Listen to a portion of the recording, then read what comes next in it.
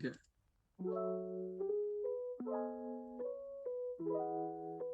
Assalamualaikum warahmatullahi wabarakatuh. Selamat sore semuanya. Di sini kami dari kelompok B1 akan mempresentasikan mengenai hasil webinar kami, yaitu mengenai sistem pengukuran sampel cair. Di sini ada anggota kelompoknya, yaitu yang pertama ada Muhammad Fauzan Alwa dengan NIM akhir 023, ada Helsani Amelia dengan NIM akhir 002, ada Rosa Amalia Dewi dengan NIM akhir 003, Ahmad Fauzi NIM akhir 004, dan Nika Dek Setiari dengan NIM 006.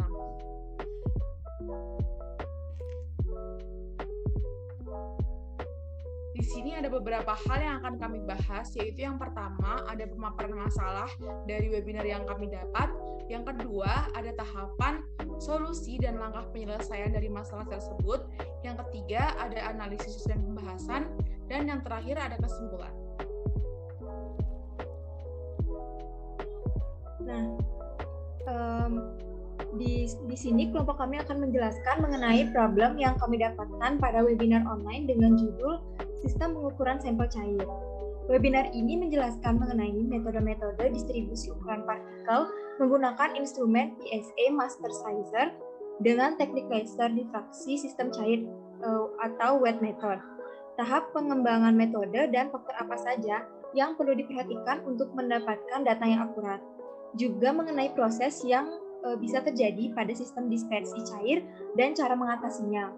Melalui webinar ini diharapkan peserta dapat memahami dan memilih metode analisa yang sesuai dengan sampel yang ada, serta dapat melakukan tahap pengembangan metode sistem cair dengan baik, hingga bisa menentukan SOP atau metode selanjutnya yang digunakan untuk uji rutin dengan kualitas data yang baik. Webinar tersebut relate dengan topik kelompok kami, yaitu penentuan berat molekul polimer. Karena kami melaksanakan praktikum secara online, maka dari itu kami memiliki keterbatasan ruang dan waktu untuk melakukan pengukuran secara langsung.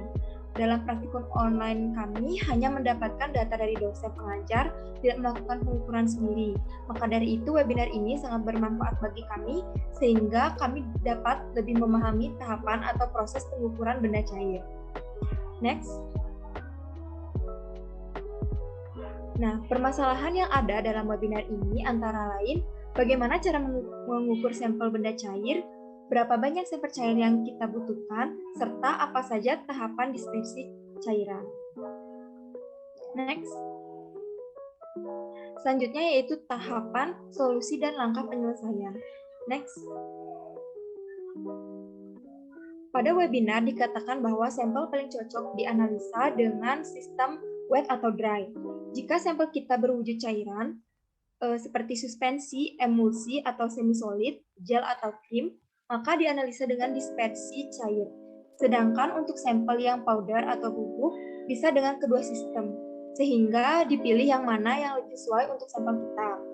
Selanjutnya, selain itu, dari seberapa besar ukuran partikelnya, partikel yang besar tentu saja lebih cocok diukur dengan sistem dry, sedangkan untuk yang halus dan sangat halus sebaiknya dengan sistem wet.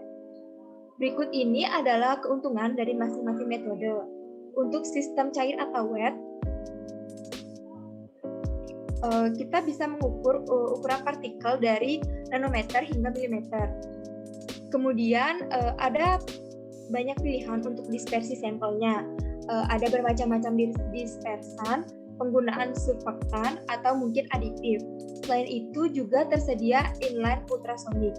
Jika kita memiliki sampel yang aglomeran, kita bisa aktifkan sonikasi selama analisa berlangsung. Ada juga pencitraan inline opsional untuk pengembangan metode, di mana kita bisa mendapatkan gambar dari partikelnya. Untuk dry dispersion, kita dapat mengukur dari submikron 0,1 hingga 3,5 mm.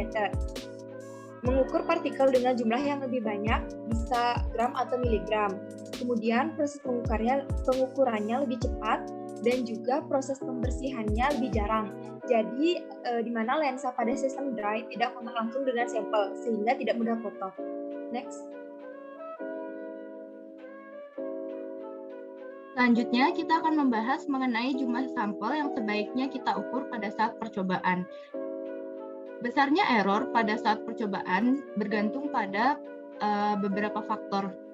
Jika semakin kecil ukuran partikel partikel, maka faktor yang mempengaruhinya adalah dispersi. Namun jika semakin besar jumlah partikel yang digunakan, maka faktor yang paling berpengaruh adalah faktor samplingnya. Pada grafik ini bisa kita lihat bahwa pada DV90 di sekitar ukuran 2000 mikron, maka untuk memperoleh standar error sebesar 5%, maka kita perlu mengukur sebesar 30 gram sampel kurang lebih. Namun jika ukuran partikelnya adalah 3000 mikron, maka kita perlu mengukur sekitar 80 gram dari sampel. Kemudian pada skala grafik yang lebih kecil di bagian atas, di situ bisa kita lihat bahwa semakin besar ukuran partikelnya, maka faktor dari jumlah sampel itu sangat berpengaruh. Next. Pada proses dispersi cair terdapat 3 tahapan, di mana tahapan yang pertama adalah preparasi sampel. Dalam melakukan proses preparasi sampel yang akan digunakan pada percobaan, maka kita mengharapkan sampel yang homogen, di mana untuk memperoleh sampel yang homogen, maka kita perlu melakukan beberapa hal berikut. Yang pertama yaitu memilih pendispersi yang sesuai. Kemudian kita bisa lakukan tes dengan menggunakan beker kecil, lalu kita bisa memberikan surfaktan agar meningkatkan tegangan permukaan, sehingga kita bisa memperoleh sampel yang lebih homogen lagi. Kemudian untuk tahap yang kedua, kita bisa melakukan penambahan energi, di mana penambahan energi dilakukan dengan pengaturan kecepatan steering atau pumping pada dispersion unit. Kemudian kita juga bisa melakukan pengaktifan ultrasonik. Kemudian pada tahapan yang ketiga, kita bisa melakukan penstabilan dari stabilitas sistem dispersi yang akan kita gunakan, di mana untuk melakukannya kita bisa melalui proses pengecekan repeatability dan menambahkan aditif untuk mencegah terjadinya aglomerasi. Next. Yang selanjutnya yaitu adalah persyaratan sampel. Persyaratan sampel ini harus terdiri dari dispersi partikel dalam media cair idealnya. Ini adalah standar ISO atau standar internasional ISO 13321. Yang pertama, dispersan itu harus memenuhi persyaratan yang pertama yaitu harus transparan, yang kedua refraktif indeksnya berbeda dengan partikel sampel, yang ketiga harus kompatibel dengan partikel, tidak menyebabkan pembengkakan atau pembesaran, pembubaran ataupun pembubaran agresi. Yang ketiga harus bersih dan dapat disaring. Yang kedua ada pembasahan sampel. Nah, pembasahan sampel ini ada beberapa tahapan. Yang pertama, kita harus memilih pendispersi yang sesuai, dan yang kedua, jika dibutuhkan bisa menggunakan surfaktan yang anionik atau kationik. Nah, di sini ada rumus standar deviasi relatif, nanti akan dijelaskan lebih lanjut pada analisis dan juga pembahasan. Di sini ada rumus dari relative standard deviation atau RSD, persen COV sama dengan standar deviasi dibagi rata-rata dikalikan 100. Nah, menurut ISO 13320, 3 sampai dengan 5 perulangan membaca, yaitu kita bisa mengikuti trennya. Nah, untuk pemaksimalan kita disarankan untuk 5 kali pembacaan untuk kita bisa mengikuti atau membaca trennya. Nah, pada DV50 standar deviasi relatifnya itu kurang dari 3%. Pada DV10 dan juga DV90 standar deviasi relatifnya kurang dari 5%. Dan pada kondisi idealnya standar deviasi relatifnya itu kurang dari 1%.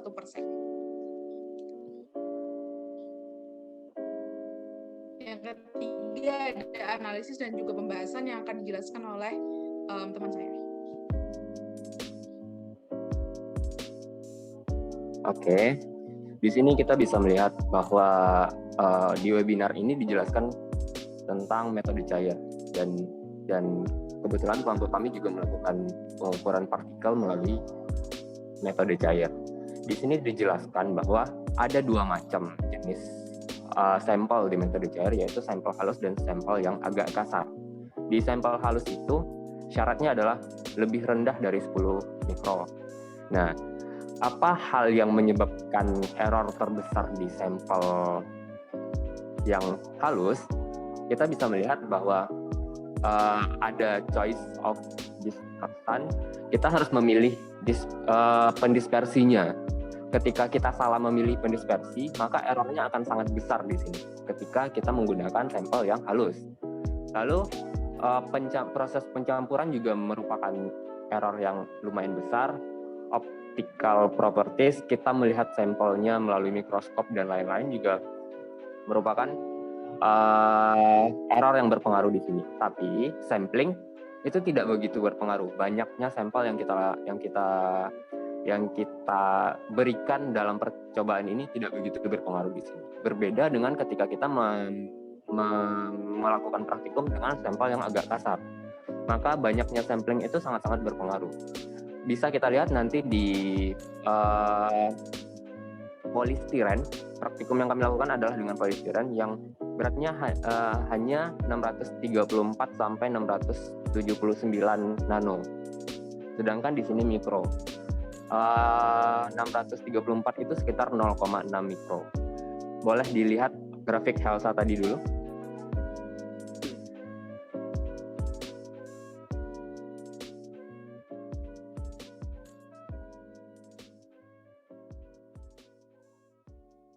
Nah, di sini bisa dilihat bahwa spesimen praktikumnya hanya sebesar 0,6. Berarti yang bisa kita di sini kan grafiknya adalah grafik yang menunjukkan ketika kita punya sampel sebesar apa, kita harus meletakkan sampel ini sebanyak apa untuk mendapatkan error di bawah 5% gitu. Jadi ketika besar sampel kita itu tidak terlalu besar alias 0,6 tadi, maka banyaknya itu tidak terlalu banyak. Bahkan di bawah 0,1 gram begitu. Lanjut.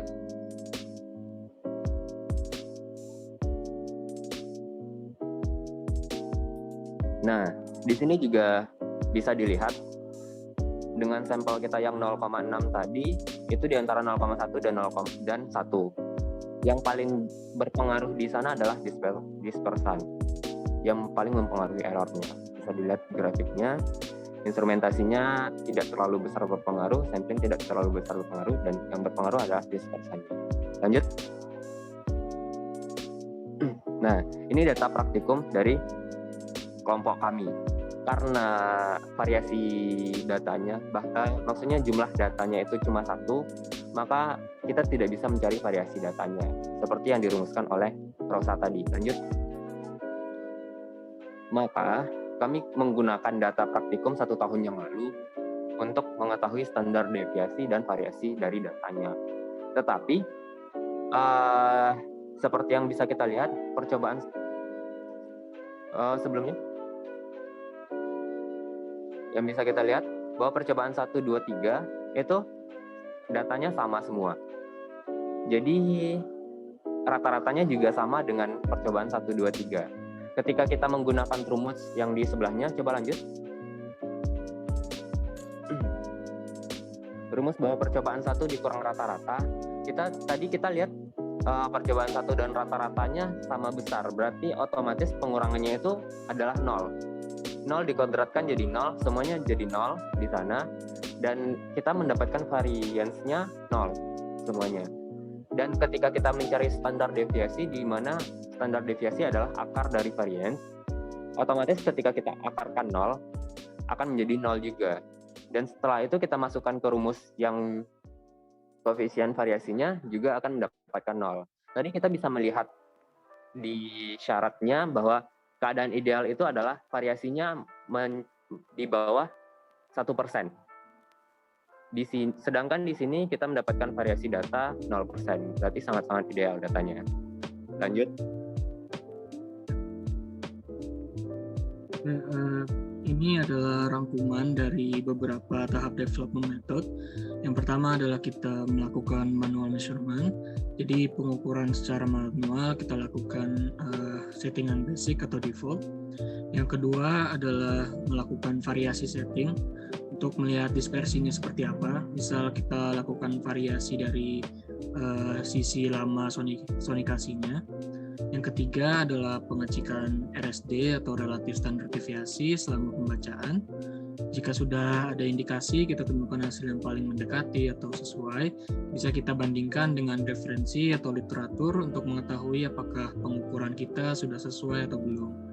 Yang selanjutnya adalah pengecekan robustness dan reproducibility. Jadi yang kita lakukan adalah validasi metode yang sudah kita pilih, kita uji sebanyak 6 kali, atau lebih kemungkinan dibandingkan dicek nilai dari reproducibility-nya. Yang keenam, jika sudah terpenuhi untuk validasi metode, bisa kita gunakan metode tersebut untuk uji material untuk jenis yang sama. Next.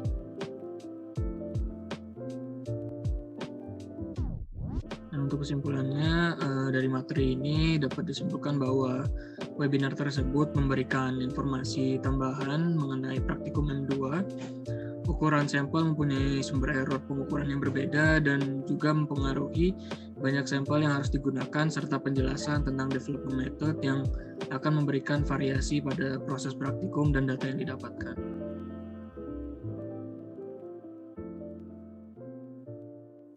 Oke, sekian dari kelompok kami. Saya mohon maaf. Wassalamualaikum warahmatullahi wabarakatuh.